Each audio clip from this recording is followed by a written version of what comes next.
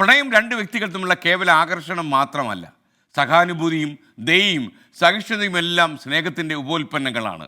അത് നമ്മുടെ അഭിലാഷങ്ങൾക്ക് വല്ലാത്തൊരു ഊർജം പകരും, സർഗാത്മകതയെ അത് പ്രചോദിപ്പിക്കും. നമ്മുടെ മികച്ച പതിപ്പുകളാകാൻ പ്രണയം നമ്മെ വല്ലാതെ പ്രേരിപ്പിക്കും. പ്രണയിച്ചുകൊണ്ടേയിരിക്കണം. അത് പ്രകൃതിയാകാം, പരസ്പരമുള്ള പ്രണയമാകാം, നമ്മൾ ജീവിക്കുന്ന വീട്ടിലാകാം, ബന്ധുക്കളോടുള്ള പ്രണയമാകാം, അതൊക്കെ ആകാം. പ്രണയം പ്രത്യേക ഒരു കേന്ദ്രത്തിലേക്ക് എന്ന് നമുക്ക് പരിമിതപ്പെടുത്തേണ്ട കാര്യമില്ല. സമീപകാലത്ത് പ്രണയപ്പകയുണ്ടായി ആളുകൾ പരസ്പരം ഏറ്റുമുട്ടുന്നതും കൊലപ്പെടുത്തുന്നതും ഒക്കെ നമ്മൾ കണ്ടതാണ്.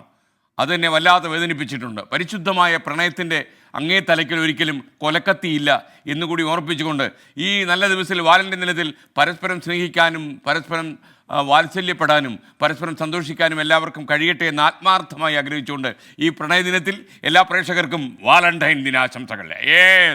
പ്രണയദിനാശംസകൾ എല്ലാവർക്കും നേരുന്നു. ഊഷ്മളമായിരിക്കട്ടെ നിങ്ങളുടെ പ്രണയം.